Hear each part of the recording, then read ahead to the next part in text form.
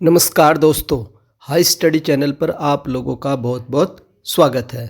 तो इस वीडियो में हम लोग बात करेंगे जो एनवीएस नवोदय विद्यालय समिति की ओर से नॉन टीचिंग की जो पोस्ट निकाली गई थी, इसकी एक्सपेक्टेड एग्ज़ाम डेट क्या होगी।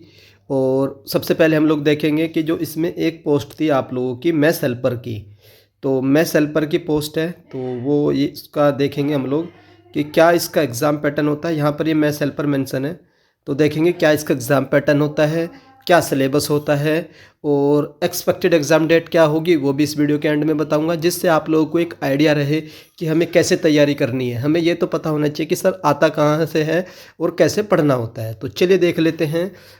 तो सबसे पहले आप लोग जानिए, ये जो रिक्रूटमेंट है ये आप लोगों की नॉन टीचिंग की पोस्ट थी, जिसमें बहुत सारी पोस्ट है। Female staff nurse, legal assistant, junior translation, junior secretariat assistant, उसके बाद आप लोग की electrician cum plumber, lab attendant, maths helper और एमटीएस का हम लोग देख चुके हैं सिलेबस एंड एग्ज़ाम पैटर्न। उसके बाद हम बात करेंगे मैथ्स हेल्पर की आज, तो मैथ्स हेल्पर का एग्ज़ाम पैटर्न एंड सिलेबस देखेंगे। देन हम बात करेंगे लैब अटेंडेंट की। तो इसका जो फॉर्म है आप लोगों का, ये फॉर्म भरा गया था आप लोगों का अप्रैल 2024 में। अप्रैल 2024 में इसका फॉर्म भरा गया था। और उसके बाद इसका जो एग्ज़ाम डेट है उसके रिगार्डिंग अभी तक भी कोई ऑफिशियल अपडेट तो नहीं दी गई है। तो इसमें जो मैथ्स हेल्पर की पोस्ट है उसमें देख लेते हैं कितनी वैकेंसी थी। तो ये आप लोग की मैथ्स हेल्पर की है, ग्रुप सी के अंडर में ये आती है। इसमें अनरिजर्व की 216 है, इकोनॉमिकली वीकर सेक्शन की 44 है, ओबीसी की 43 थी, एससी की 106, एसटी की 33। तो सबसे ज़्यादा वैकेंसी जो नॉन टीचिंग की थी वो मैथ्स हेल्पर की थी, टोटल 442 वैकेंसी। तो ये थी आप लोगों की वैकेंसी की डिटेल। उसके बाद इसकी जो एलिजिबिलिटी है वो थी, वो भी मैं आपको एक बार बता देता हूँ कि इसकी एलिजिबिलिटी क्या रखी गई थी। लीगल असिस्टेंट और उसके बाद junior secretariat assistant, JSA, electrician cum plumber, lab attendant, और ये था आप लोगों का एमटीएस। यहाँ से आप लोग देख सकते हैं ये मैथ्स हेल्पर का पॉइंट नंबर एम है। इसमें लेवल 1 की ये जॉब आती है, 18,000 इसका बेसिक पे होता है। 18 से 23 इसकी आप लोगों की एज लिमिट रखी गई थी।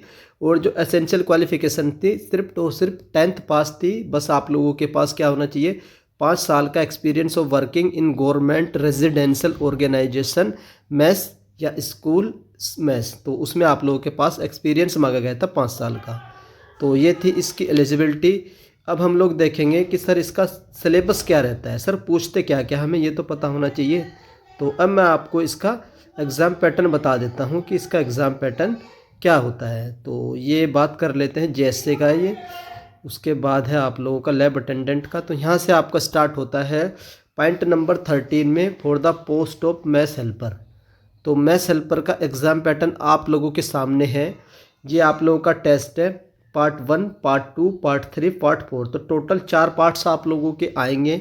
और रीजनिंग आएगी आप लोगों की, 15 क्वेश्चन रहेंगे, 15 मार्क्स के रहेंगे। उसके बाद जनरल अवेयरनेस रहेगी, 15 क्वेश्चन, 15 मार्क्स के।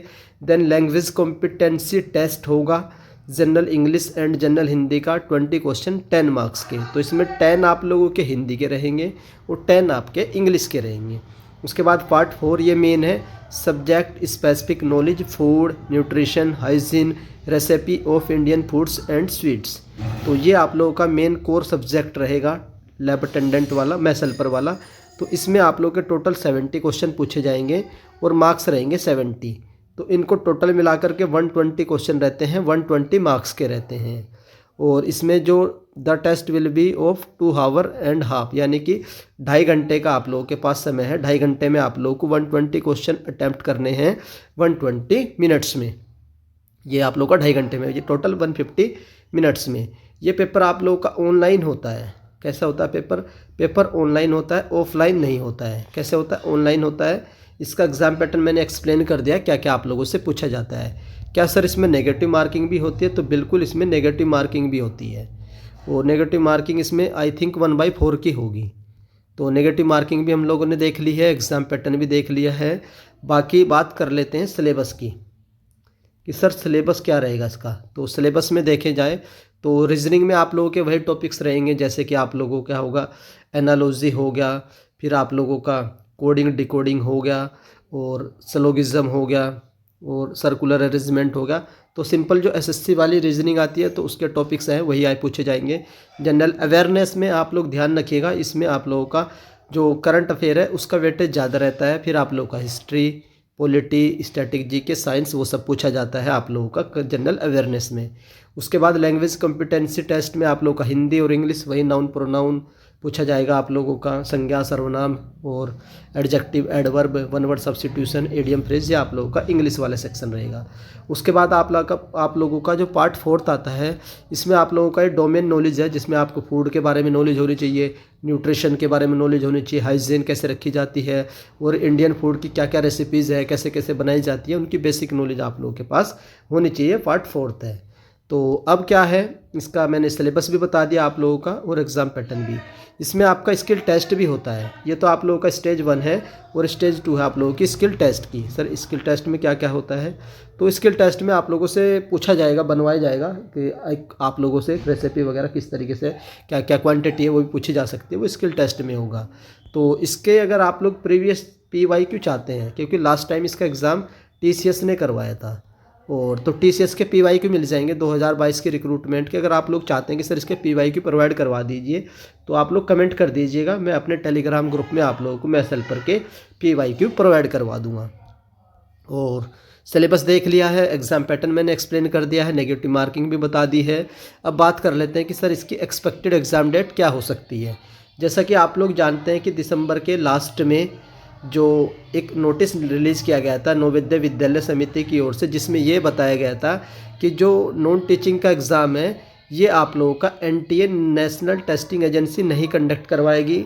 और अब कौन एग्ज़ाम कंडक्ट करवाएगी, तो उसके लिए जो एजेंसी है उसका जो है उसको सेलेक्ट करने के लिए प्रोसेस चल रहा है। तो ये प्रोसेस 2 से ढाई महीने लग जाते हैं। तो जनवरी चल रहा है, तो फरवरी में भी आई थिंक जो कंडक्टिंग एजेंसी है फाइनलाइज नहीं होगी। तो अगर फरवरी के एंड या मार्च तक आपकी फाइनलाइज हो जाती है तो मार्च के एंड में आपका एग्ज़ाम होने की पॉसिबिलिटी है, या फिर अप्रैल के फर्स्ट वीक में। तो ये आप लोगों के मैक्सिमम चांस रहेंगे अप्रैल का एंड और जो मार्च का एंड और अप्रैल के फर्स्ट वीक तक आपका एग्ज़ाम कंडक्ट करवा लिया जाए। पहले आपकी एग्ज़ाम डेट डिक्लेयर की जाती है, उसके बाद आप लोगों के एडमिट कार्ड आते हैं। एडमिट कार्ड जो भी आपकी एग्ज़ाम डेट होगी उससे 4 दिन पहले ही आते हैं, तो 4 डेज़ बिफोर। तो वो 4 दिन पहले एडमिट कार्ड डाउनलोड होता है, पहले एग्ज़ाम डेट डिक्लेयर होती है, फिर एडमिट कार्ड आता है। तो 4 दिन पहले ही आप लोग अपने एडमिट कार्ड को डाउनलोड कर पाएंगे। तो मान करके चलिए मार्च का एंड या अप्रैल का फर्स्ट वीक। बाकी आप लोग अपनी प्रिपरेशन करते रहिए। किसी भी तरह का कोई भी डाउट्स है आप लोगों को तो आप लोग कमेंट करके पूछ सकते हैं। PYQ मैं अपने टेलीग्राम ग्रुप में प्रोवाइड करवा दूंगा। टेलीग्राम ग्रुप का लिंक आप लोगों को इस वीडियो के डिस्क्रिप्शन में मिल जाएगा, या @hi_study करके भी आप लोग सर्च कर सकते हैं टेलीग्राम ग्रुप टेलीग्राम पर। तो आप लोग वहाँ जुड़ जाइए और फिर वहाँ पर मैं आप लोगों को इसके PYQ प्रोवाइड करवा दूँगा। तो आई होप आप लोग को वीडियो पसंद आई होगी। वीडियो पसंद आती तो वीडियो को लाइक कर दीजिएगा। चैनल पर फर्स्ट टाइम विजिट कर रहे हो तो चैनल को सब्सक्राइब कर लो, बेल आइकन को ऑन कर लीजिए। तो वीडियो देखने के लिए धन्यवाद। Thank you.